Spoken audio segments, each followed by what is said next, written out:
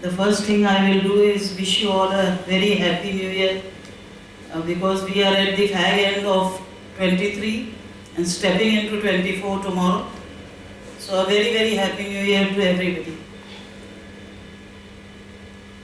आज जो बातें हो रही हैं ना, और जो किताब मैंने चूज़ की है, somehow it keeps matching.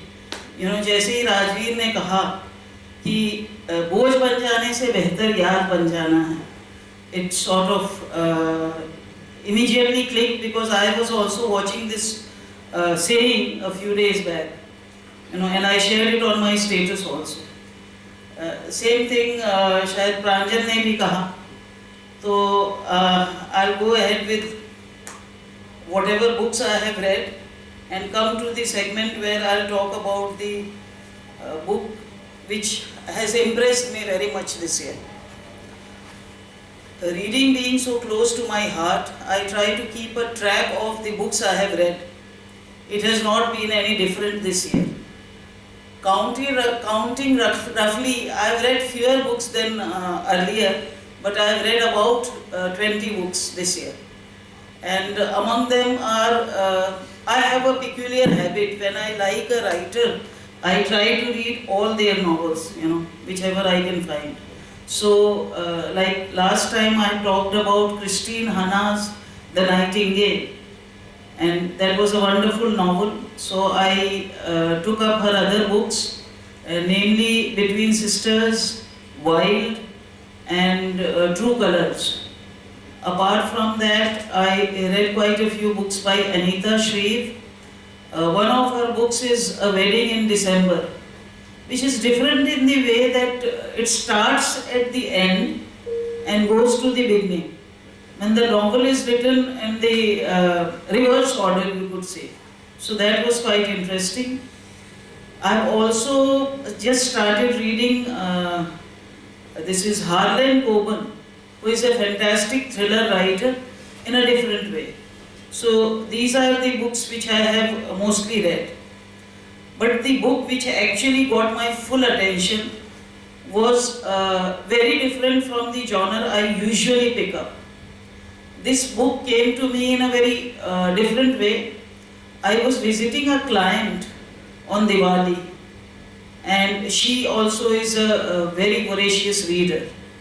And I have taken a gift for her as an gesture of thanking me for that gift. She asked me to pick any books I wanted from her collection, and I picked up this book. And I have been so impressed by this book that I think it is going to change my entire thinking about life. This book, namely Being Mortal, is written by Atul, how we pronounce it, I don't know, Atul Gawande. And he is a surgeon who is based overseas, but he is an Indian born person. And in this book, he is talking about mortality. Being a doctor, he has been trained to treat the human body and its malaise and not to accept defeat or death, you could say. According to what is taught to a doctor, he should not be thinking of anything else apart from treating the patient. But after a few years of practice, he realized that there was something which had not been taught to him. A lot of patients come across illnesses which are terminal and cannot exactly be treated.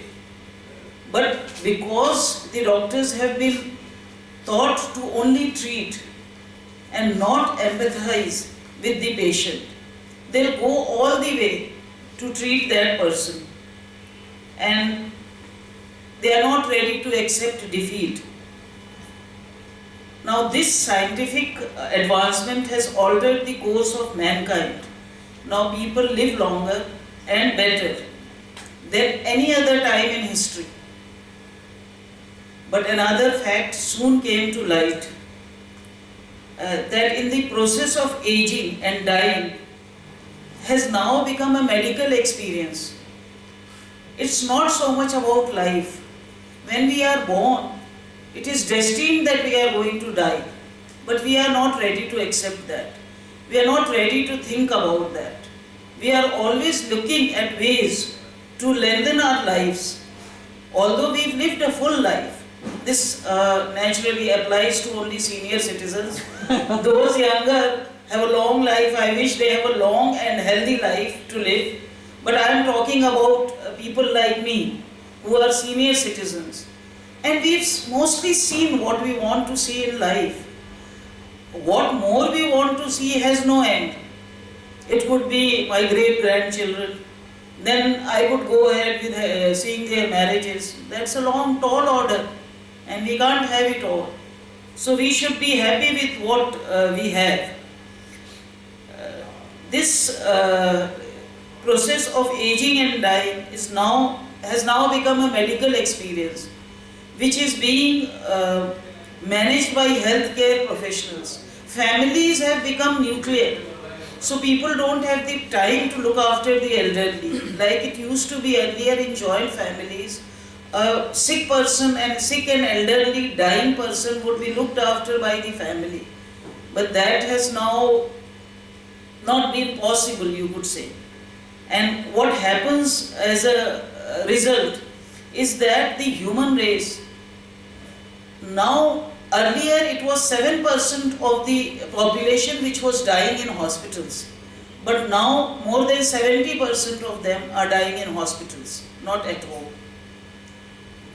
So the human race was dying in hospitals away from the near and dear ones, holding their hand as they took their last breath.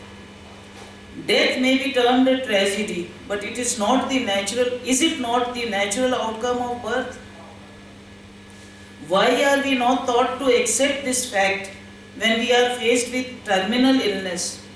Why are we choosing an uncomfortable and painful existence, going through chemos and a lot of other things? Like Pranjal said, we are putting our family also through a lot of pain and ourselves going through a lot of pain because of that. Why can't we choose a graceful end at a life well lived? The pyramid of life was supposed to have the maximum numbers at the base with kids and the minimum at the tip with the elderly. But today we have as many elders as kids. And with the advent of nuclear families, the elderly have no one to care and are left alone in the overflowing and insensitive atmosphere of hospitals, nursing homes and hospices, where we are controlled by the imperatives of technology, medicine and strangers. The oft asked question is, why can't we let mortality take its own path? Instead of giving our waning life treatments that addle our brain and sap our bodies in the hope of an uncertain benefit. Why spend our last days in a regimented and anonymous routine, cut off from our very purpose in life, our family, our loved ones? So this is what this book taught me, that if mortality is inevitable, we should not try to change the course of our lives. Accept it, live your life happily in the last days with your family and near ones, instead of spending a lot of money and going to a place where you are away from the very people whom you love so much, for whom you want to live more. And I'll stop on that, because left to me, I'll just keep speaking on this subject.